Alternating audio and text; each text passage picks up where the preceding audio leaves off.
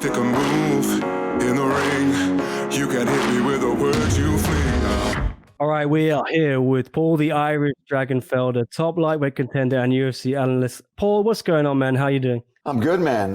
Thanks for having me. It's the third time here on Fight Island, and we are busy with 3 shows at all different times and different sleep schedules. So it's been quite the week. Yeah, I know what you mean. We were up here in Hong Kong till about 6 a.m. or 4 a.m. last night for the show, and it was 6 a.m. for the one on Saturday. So pretty crazy. Three events in 1 week. How is that for you? Is it a challenge you really enjoy doing, or what? Is it just too crazy? Do you embrace that? Oh, yeah. I mean, I have no issues with it. It's better to be here as an analyst and a color commentator than it would be to be a fighter. So I feel like I've got the easier job than some of these guys who have to really adjust their sleep schedules and then perform. So for me, I can't complain too much. Yeah, and you touched on it a little bit last night in the open for the main card. What's it like to finally have fans back in attendance on Fight Island? It was nice, man. Obviously it's not the same as a sold out arena, but just having anybody in there gives that energy. Even to us as commentators, to be down on a floor in a stadium versus the Apex, which is great. And, it's allowed us to put on these shows time and time again. But to be down on that floor, having some kind of audience there, having people, all the employees on the floor, it's just, it's a good feeling to be down there. And it's definitely energizing. Yeah, and obviously, huge show this weekend, UFC 257, Conor McGregor v. Dustin Poirier, but there have been a couple of other awesome cards already. Who has really stood out for you, other than Max Holloway? Obviously, we'll maybe get to him in a minute, but anyone else who's really made a name for themselves, you think, on the last 2 cards? Oh, man. Yeah, I mean, I'd have to look at the card right now to even remember every fight. There's been so many. I mean, we had 14 fights last night. Everybody made weight. Got into that octagon and performed as well. And I think it was a big win for Mike Chiesa last night. And, London's or Manchester, Lerone Murphy looked really good last night, a young 45-pound prospect. Araujo with a dominant performance over Roxanne Modafferi, who's just an absolute veteran. So there's just so many, some big knockouts. Obviously, Di Chirico, who knocked out Buckley and was a huge underdog in that fight. That was a massive win for that guy, and one that was really needed for him in his career. To go out and kind of take out the highlight king himself in his last 2 fights was a big moment. Yeah, and also, obviously, Umar Nurmagomedov, cousin of Khabib. Oh, yeah. What a great stat that was.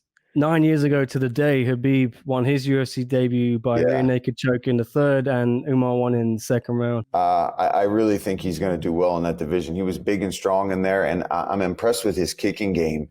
With that name, Nurmagomedov, you're expected to go out there and really showcase the wrestling and the grappling, which he did, and ultimately got the rear naked choke finish. But what set that up was his slick kicking game, the head kicks, the body kicks, his movement, the ability to scramble. So he's definitely going in there with those same skill sets that Khabib has, but adding something new to it and making his own style, which I think is what's really impressive.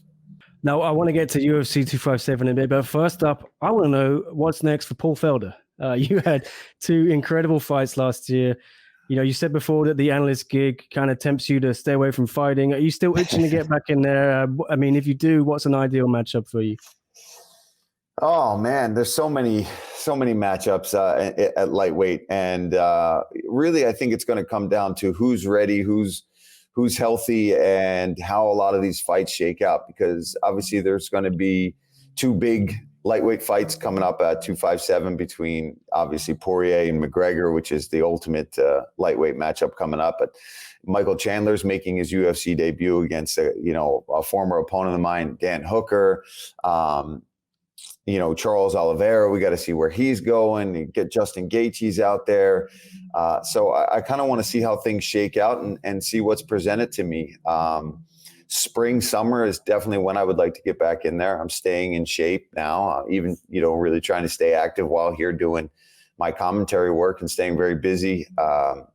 staying the lightest I've ever been outside of training camps before, and really kind of altered my approach to things leading up to a fight camp, because I used to get really big and kind of heavy, and trying to avoid that nowadays and stay much leaner and much lighter, so that if opportunities do come up, I'm able to take them like I did in the RDA fight. Those are opportunities you don't want to have to turn down. And, because of the training that I'm doing and focusing on staying much lighter, I was able to take that opportunity. And obviously it didn't go my way, but it's still one of those things I'll look back on, and I'll be telling that story to my daughter and maybe her kids in years to come. So that's all attributed to me being able to stay in shape outside of, my actual training camp. Yeah. And yeah, I mean, I did touch on it earlier. Max Holloway, incredible, broke his own records, absolute masterclass. Does he deserve to be in the conversation if Khabib does come back? I know he called him out. What do you think about Max v. Khabib?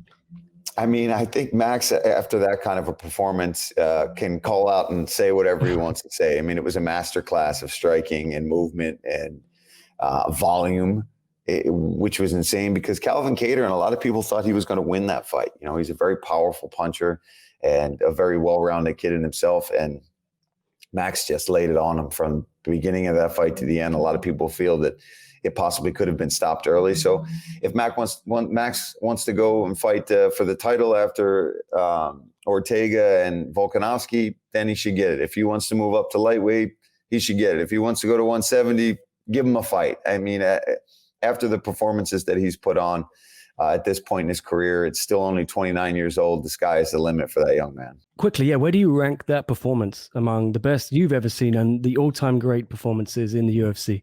Yeah, I think it is one of the cleanest, sharpest performances that I've ever seen and been witness to, at least live, that's for sure. And I was working the desk for that one, so I wasn't actually down there. I was able to just sit back. I didn't have to break it down and, talk through it. I was able to just sit back and enjoy it and watch that fight as a fan, pretty much. I got to talk about it after the fact and interview Max with the guys on the desk, but I was just in awe. I couldn't believe it. I was looking at John Gooden, who was up on the desk with me. We were waiting for the post show, and I'm like, this is unreal. I mean, he's not even allowing Calvin to get into the fight. And anytime Kattar would land a good shot, Max would just shake it off and land 8 more. I mean, it's unheard of, the amount of strikes that he was throwing in that fight. People can't even throw that on the heavy bag. You know what I mean? There's a little bit of a narrative maybe going around that Volkanovski has the belt, but Max Holloway is the best featherweight in the world right now.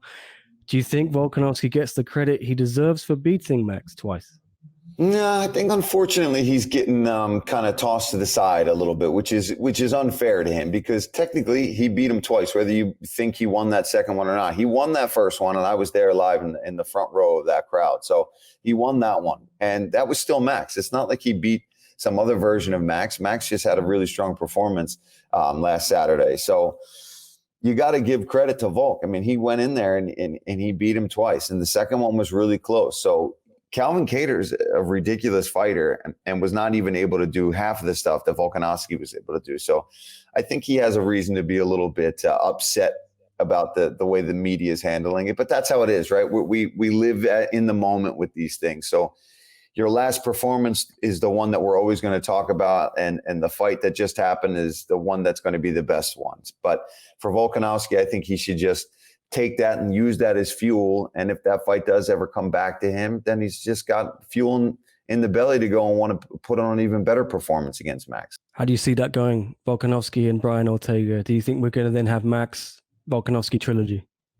I think we could. But I mean, Ortega, based on how he looked against the Korean Zombie, if that Ortega shows up, it's going to be a dogfight. So I don't want to really say that it's going to be a rematch or a rubber match between those guys, because Ortega can win that. And then that rematch is interesting, right? Because we've seen a much cleaner, more polished version of Ortega as well. He's kind of handled his business, took some time off, and came back really strong. So I'm curious to see how that's going to play out and what Max wants to do. Also wanted to ask you, I spoke to DC a few weeks ago before he flew out to Abu Dhabi. And I asked him his prediction for the big main event, but he said, I can't give you my prediction, obviously, as one of the commentating team. I know you probably can't as well, but what's it been like around Fight Island from your encounters with both men? What's the vibe? Are you feeling anyone's got a psychological advantage or anything? Have you run into both guys? Well, I haven't had a chance to run into Conor, but obviously we did sit down with Dustin, and I ran into him a few times, and he does seem to be in a much better state of mind than when you saw him when he was younger and they fought the first time, right? Obviously, a lot has happened to both these men in that time. Both have matured and evolved their game, and both just career-wise are in different places. I mean, obviously, Poirier has held the interim belt and fought Khabib, and Conor has gone on to become just an absolute megastar, not just in the sport of MMA, but just as a celebrity at this point. But he seems so focused. Just in every interview, he's giving a lot of time to the media too. He's really opening up. He was in Portugal for weeks and weeks and weeks for this training camp. He's working with a lot of sports scientists and doctors to really get a hold of the technology that he needs to make sure that his cardio is on point, that he's not overtraining, that he's doing things right. And I was watching an interview with his coach, John Kavanagh. And the first time that these two men met, they were just in a little dusty, windy garage, basically, in Dublin. And now they've got their hands on whatever they need. And it's still the same athlete. It's Conor. Now he's got all the technology and advancements to add to the skill sets that he's already had. So I thought that was interesting to hear him say that. And it's a very good point. So we'll see. But I think just mentally, Conor seems to really want to be back in the octagon and be busy. He wanted to be busy in 2020, and then obviously the world fell apart and we had a pandemic, right? Nobody could have planned for that. But if he can stay busy and stay in training camps and be focused on MMA and becoming a champion again, I think the lightweight division's in for a treat. I mean, at the moment, there's a little bit of uncertainty, isn't there, Paul, with the title and Khabib. Will he, won't he? Is he going to come back and fight one more? The belt has not officially been vacated. What do you think is going to happen with that? How do you think the situation is going to play out? I don't know, right? Just the same as you. And I have no other inside info. I mean, Dana was the one that talked to him, and that's what he heard, that he just wants to see something special on Saturday/Sunday morning.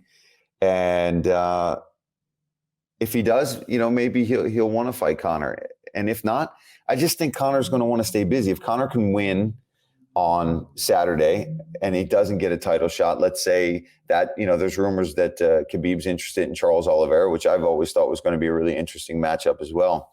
But regardless, if it doesn't happen right away, I think he's going to just stay busy. I think he wants to take out everybody. He wants to fight. He wants to prove himself since he's not been so active over the last few years. So regardless, I think it's all good, right? No matter who wins on Saturday, as long as this lightweight division keeps moving, if Khabib walks away, then we move on and somebody gets that title fight. If not, and he stays, then we'll see who he fights. But as long as things are moving and people are fighting and matchups are happening, it's all good. And obviously another huge matchup in the co-main event. This could be a main event on any other card. Dan Hooker, Michael Chandler. Dan Hooker, a guy you know very well. Incredible fight with him last year in New Zealand. That fight was on a knife edge. It really could have gone either way, obviously. But Michael Chandler, what are you expecting from him? What is he bringing? Former Bellator champion. It's a lot of people, maybe UFC fans might not know him, but what do you personally expect from Michael Chandler against Dan Hooker? He's going to bring it, and this guy brings it. He's always in fantastic shape. He's got great boxing, good, powerful right hand, and he's durable. He's a guy that will go out there and fight, and he can fight for 25 minutes, and he's only got to do it for 15 minutes in this co-main event spot against Dan Hooker. So, expect him to bring it. He's going to be an exciting addition to the lightweight division no matter what happens in his first UFC fight. He's a high-level guy. He's top in the world. Just because he hasn't been fighting in the UFC, he's been fighting all the other top guys outside of our organization. So I expect him to have a great performance on Saturday because he has no other choice. When you're fighting Dan Hooker, you're going to be in a fight. And Dan is super motivated to really prove himself and kind of shut down this new hype train that's coming into the organization. So that one, I mean, you're right. If this was any other night, this is a 5-round main event, and eyeballs are glued to it. But these guys get to be the co-main event for Poirier and McGregor. So this is the biggest spotlight that they could possibly have. And for Michael Chandler, I mean, it's incredible that your first fight, you get to come in this spot, and you got to be the backup for the last title fight. So this guy's been really getting the star treatment from the UFC, and I think it just shows the respect that they have for his skill sets. Israel Adesanya, we had his dietitian, Geordie Sullivan, on the show a few weeks ago, and he said Israel's not actually bulking up to face Jan Blachowicz for the light heavyweight title in March. There's 3 title fights on that card. It's going to be a huge show. What do you think about the advantages or the ramifications of that decision from Israel? Could Jan just take him down and grind that result out for 5 rounds? Well, I mean, he can, right? Obviously, but he's got to get through that striking of Israel first. And I think that's a smart move on Adesanya's part to not want to go and alter his body composition for that fight. He's probably just going to walk in there around the weight that he would normally be walking at before he would make the cut.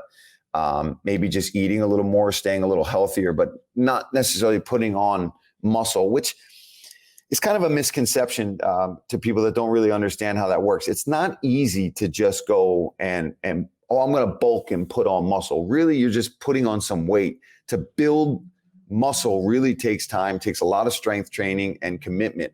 So he's just going to be himself, and he's probably thinking, I'm going to be the much faster, sharper striker, so I don't want to go slow myself down, change what I already do, change what got me to being the reigning middleweight champion that I am. So I think that's actually a smart move from Adesanya. All right. Well, Paul Felder, it's been a real pleasure to talk to you. And I know it's a hectic week. Same for us in the media. Yes, so I won't keep you too long, man. And I really appreciate your time, man. Good luck for Sunday. Is it Sunday where you guys are? I don't even know. Yeah, Sunday, so we don't start the broadcast until I think 3 a.m. Sunday morning here. Oh God, your sleep schedule must be all over the place. And we got race cars. We got race cars at the hotel going out here. So we got the broadcast last night. Is that traffic or what? Are they going around the arena? It's literally the F1 track out here. They're either practicing, people are racing. I don't know what's going on, but I was like, well, I'm going to sleep till like 2 o'clock and wake up and do this. And 11 o'clock a.m. woke up to some race cars. So I'm trying to get some strong espresso in me and just grind through it. Well, I even more, I appreciate the time you've given me, and I can't wait to see the show. Can't wait to hear you call the fights, man. It's a real pleasure. Thank you so much. No, thanks for having me, man. I appreciate it. Take a move in the ring. You can hit me with the words you fling.